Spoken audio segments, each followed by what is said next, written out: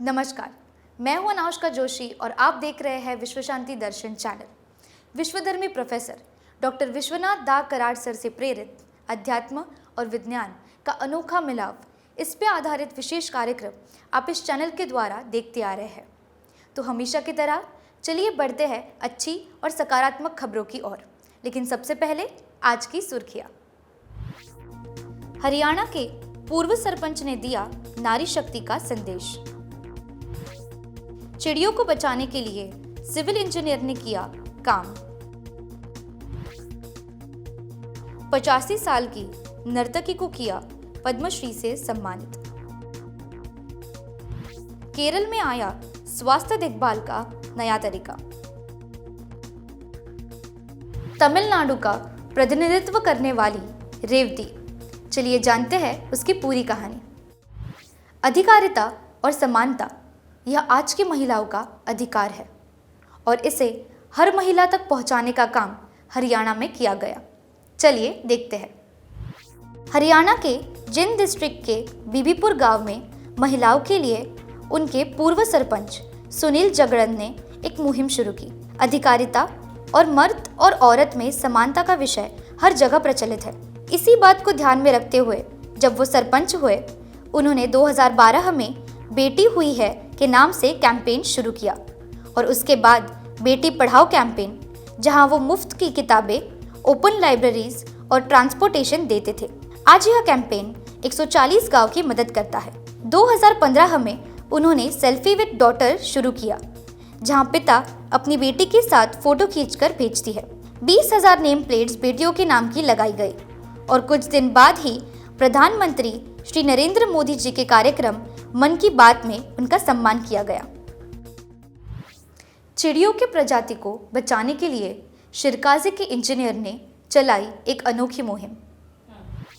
श्रवणन कृष्णमूर्ति यह शिरकाज़ी से आए हुए 45 साल के सिविल इंजीनियर हैं, जिन्होंने चिड़ियों के रक्षण का प्रण लिया हुआ है। बचपन में स्कूल के बाद वह शिरकाज़ी रेलवे स्टेशन पर जाते थे और चिड़ियों की चहचहाट उन्हें अपनी ओर खींचती थी और शांत करती थी। कई सालों के बाद फाइबर केबल्स आने की वजह से पेड़ों को काट दिया गया और चिड़ियों की प्रजाति कम हो गई।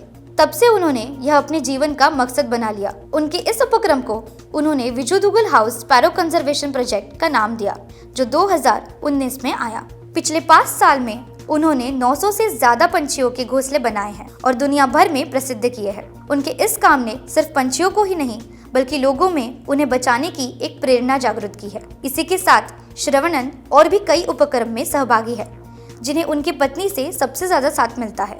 अब वह इंटरनेट की वजह से आने वाली मुसीबतों को रोकने का तरीका ढूंढ रहे हैं। 85 साल की नर्तकी को देश का सर्वोच्च पुरस्कार प्रदान किया गया। चलिए उनकी कहानी के बारे में जानते हैं। देश की लास्ट लिविंग सधीर डांसर आर मुथुकनमल जी को देश के सर्वप्रथम पुरस्कार यानी पद्मश्री से सम्मानित किया गया।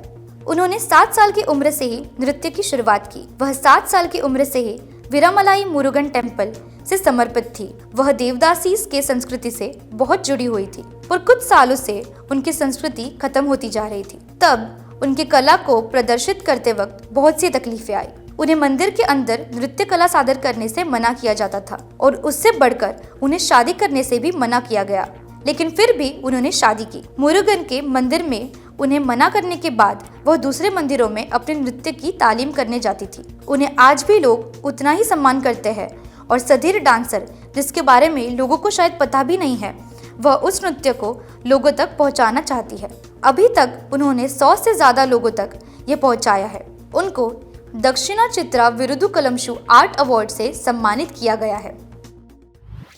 केरल में हॉस्पिटल दूर होने के कारण लोग इलाज नहीं कर पाते, इसलिए वहां मोबाइल मेडिकल सेंटर की शुरुआत की गई। चलिए देखते हैं। केरला में एर्नाकुलम कारायोगम ने एक मोबाइल मेडिकल क्लिनिक की शुरुआत की। एर्नाकुलम यह केरला का एक छोटा सा डिस्ट्रिक्ट है, जहां लोगों को हॉस्पिटल मेडिसिन यहाँ पास में और अच्छी नहीं मिलती, जिससे लोगों का इलाज नहीं हो पाता। इसलिए इस मोबाइल मेडिकल क्लिनिक की शुरुआत की गई और उसे क्लिनिक ऑन व्हील्स कहा गया। गांव में रहने वाले लोगों को घर तक अच्छी सुविधाएं देने का यह उनका मोटो था। वैन में उन्होंने ज़रूरत की सारी सुविधाएं दी थी, जैसे medicines, diagnostic lab, pregnancy test, glucose और कैंसर डिटेक्शन। वैन के द्वारा विचार विमर्श करने का जरिया, क्लिनिकल टेस्ट करवाना और हर प्रकार की दवाइयों को उन तक पहुंचाने का एक अनोखा तरीका यह वैन बन गया था। आगे इस वैन ने लोगों को अनजान बीमारियों के बारे में बताया और जिंदगी में ज़रूरत के अच्छे बदलाव के बारे में ज्ञान दिया। कोविड में वैक्सीन का जरिया बनने वाली ये वैन ने एक मिसाल कायम कर दी है। मिक्स्ड रिले इवेंट में तमिलनाडु का प्रतिनिधित्व करने वाली रेवती, चलिए जानते हैं उसकी पूरी कहानी। मदुराई के गांव की रेवती ने अपनी जिंदगी के सबसे बड़े सपने को हासिल किया। रेवती के जीवन में बहुत सी कठिनाइयों के बावजूद वह इस मुकाम तक पहुंची। वह 6 साल की थी जब उनके पिताजी का देहांत हो गया और 1 साल के अंदर ही उन्होंने अपनी माँ को भी खो दिया। तब से उनका और उनकी बहन का ख्याल उनकी दादी जी रखती है, जो मजदूरी का काम करती है। जब से रेवती स्कूल में थी तब से ही वह दौड़ना चाहती थी। तब उनके कोच कनन ने उनके घर पे बात की और अपना स्टूडेंट बनाया। कोच कनन ने रेवती की जिंदगी में कई बदलाव लाए और उनकी काफ़ी मदद की। वह उसे कॉम्पिटिशन्स में ले जाते थे और वह मेडल्स के साथ लौटती थी। कोच रेवती की तरह और भी कई वंचित लड़कियों को यह शिक्षा प्रदान करते हैं। रेवती को रेलवेज में नौकरी मिली और उसके बाद उनका टोक्यो ओलंपिक का सफर शुरू हुआ। रेवती के साथ शुभा वेंकटेशन और धनलक्ष्मी शेखर भी मिक्स्ड रिले इवेंट में शामिल थी और सिर्फ उन्होंने तमिलनाडु का नहीं बल्कि पूरे देश का नाम रोशन किया।